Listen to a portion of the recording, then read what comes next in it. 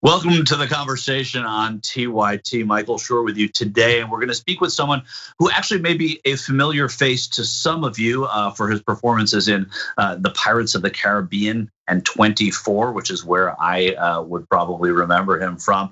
Greg Ellis joins us from Los Angeles today. Greg, thanks for being on the show. Thanks for having me on, Michael. And we are here to talk about things, not that the Pirates of the Caribbean and 24 were frivolous for you, their work, and that's how you make your living. But we're here to talk about something more serious, and it's not even just the issue of suicide itself, but it's the issue of suicide as it pertains with great specificity to men in divorce. And we all know, or many of us do know, that men are more likely in bigger numbers, I think, and you'll elucidate us on that, in bigger numbers than women to commit suicide. I'd love to know, Greg, what brought you to this as an issue, and maybe if you could share a little of the statistics that we may not know about. Yeah, it'd be my pleasure, Michael. So what brought me to this was being thrust into this dystopian Kafka trap of divorce, the family law system. Overnight, I became homeless and almost destitute, having forged quite a successful career. And it was all based on hearsay. I had no idea, like many men who are thrown into this system, that criminals get the presumption of innocence, and the Western civilization of jurisprudence is upended when it comes to family law and specifically men and fathers. So I started diving into this. I started writing a book and started a video podcast series called The Respondent. Named it The Respondent really because that's what you're tagged as in a legal setting. The other side is a plaintiff or a petitioner. And it's really three root cause areas that I focus on: suicide, divorce, and social isolation. Suicide's skyrocketing right now. 800,000 people die by suicide every year. That's 132 suicides a day. That's one person every 40 seconds. Divorce is escalating. American men kill themselves 4 times more than women, and divorced men, it was staggering when I found out, they kill themselves 8 times more than women. And for every child who loses their mother to suicide during or after divorce, that's 8 children that lose a father. And then if you put the third of the causes in there, social isolation and COVID-19, with the damaging, I think the really disturbingly damaging public health messages that are corroding our collective well-being, like physical distancing and social connectedness is what we should be encouraging people to do. That's vital, but we're not. We're telling people to socially distance. And so families are on life support and they need lifelines. And I think with men in particular, it's hard sometimes to talk about feelings. So I encourage men to open up, destigmatize even the phrase mental health. It's fascinating too. I mean, I always wonder where the pivot is, right? When did it occur to Greg Ellis that, yeah, things are terrible for me right now, and I'm sure you had many, many dark days and still likely have them in some respects. But where does the pivot happen, or where did it happen for you, where you take what you know and you decide to share it and you decide to help other people, where you feel A, well enough to do it, but B, sort of giving enough and almost called to do it? Yeah, it's a good point. You know, I talked about a curse can be for me, a curse can be your calling and also a blessing. I learned so much when this system forced me into this dystopian nightmare. I pushed back, I quested for knowledge and reason and understanding every time the system told me I was this or identified me as that. I refused to believe it, but I also quested for deeper understanding. So I started to study philosophy and then phenomenology, specifically the phenomenology of feelings and affect theory, and really went into a deep dive on learning. And I guess the night that it changed for me in terms of myself, with the capital S, was when I asked myself the old Socrates question: who am I? You know thyself. And it was one night about 4 or 5 years ago, and I really got into this dialectic of meaningful question, answer, thesis, synthesis, thesis, antithesis, synthesis, and I just kept going deeper and deeper, and I got to really know myself more than I'd ever done in my life. And so I started to move forward to this third act, if you will, the third act of my life, which it felt like I'd always gone out there with my career to get what could I get, what role could I get, what monetary value could I get, what material possession could I get, and then transitioning through to what can I give, how can I be of service, what can I give back. And I may not have the credentials of a psychologist or a phenomenologist, but I certainly have the experiential data of having studied this and been through this system for 5 years.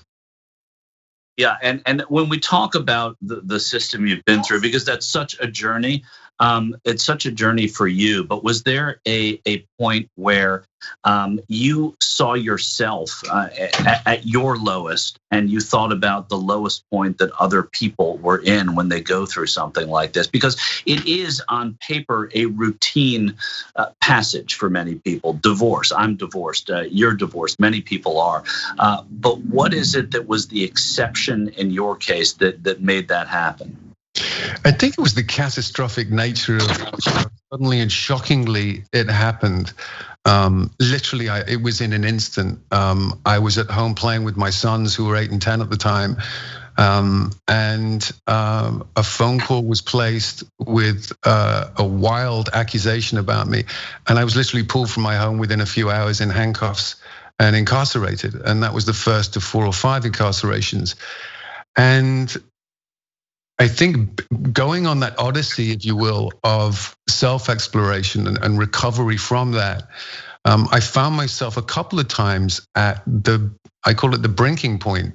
I literally was living on the razor's edge of existential terror. And it was, conversely and paradoxically, when I entered the court system pretty soon in what was going on with me, I thought that I was entering the heart of America, the beating heart of America's justice system. I believed in America. I believed in the establishments of law and order and power. And that's when I left America. That's when justice stopped. That's when it got worse. But perversely, that's when I realized that it wasn't just me. There are tens of thousands of men and forsaken fathers who'd been through the same things. And I've read the suicide notes from good men. I'm not talking about the bad men. There are some bad men out there, but the good men who were connected with their fathers, with their sons. And that was heartbreaking to me. And I just knew that I had to do something and find a way creatively to create something that I could give back. Stokely Carmichael, during the civil rights movement, he was sort of a lion of the civil rights movement at a time. He moved to Africa afterwards, became Kwame Ture, and his teachings were about what happened to him very often in America. But he talked about not that he left America, that America left him. And when you see in the civil rights movement, that was, he said, a shared experience for many people who were let down by what was written versus what was being practiced. What is the one thing, and I'm sure there are a litany of them, but we don't have a litany of time, the one thing that you could change about the court experience that you experienced for others too? Yeah, well, the first advice I would say is to keep out of court, and don't sign with an attorney. I know it sounds perverse to say that, but as much as possible, don't. I think the one policy change that I would make is default shared parenting, which is the presumption of innocence of both parties in terms of family law and the parents, and the children should be the focus. And there's only one state that has that, and that's Kentucky. Oddly, and it only has it because the state legislature have it that the attorneys, law firms, and family law practices can't. It's illegal to lobby the state legislature, so they pushed it through there. Everywhere else, it's a churning practice. It's a nearly $60 billion industry. So, the advice I would give people is to stay out of court if you can mediate. Arbitrate if you can't mediate, and try and work it out before before that crisis point hits, and find a way to look at self. We so often in this society are reactive, and we focus on the other, whether it be political parties or partners, interpersonal communication. And I often say start from an I place and try and be responsible, which after all is the theme of the respondent: less reactivity, more responsibility, be self-reliant. And that's, bringing it back to suicide. That's what the self is. It's sort of valuing the self and learning how to do that as an important part. These have to be sort of quick answers because we're up against time, but I'm going to ask them very quickly. Where do things stand with you? And then where can people read The Respondent and hear more about what you have to say? Yeah, things stand well with me. I'm still leaning into more learning. I'm learning about affect theory right now in terms of The Respondent. There are new episodes that come out every 2 weeks on Sundays at 1 p.m. Pacific time. You can find out about me and The Respondent mainly on my website, realgregellis.com. TheRespondent.com will be launching later in the year or early next year. And that's going to be a hub for men and fathers to come together and talk about emotions and feelings or some of the challenges and pain. I think we are all struggling with something, and particularly now in this difficult time. And the inescapability of trauma can sometimes be overwhelming and seemingly insurmountable, but it's not. There are just waves of it, and you just have to ride out that wave. And if you are suffering from it, please do ride out the wave. Please do look for The Respondent and Greg Ellis's story. It's not an easy story, and we hope that your sons are well, and we hope you are too. And thanks so much for being on the conversation. This is The Young Turks. Like what you see? Click the subscribe button below, and don't forget to ring the bell to never miss another video from The Young Turks.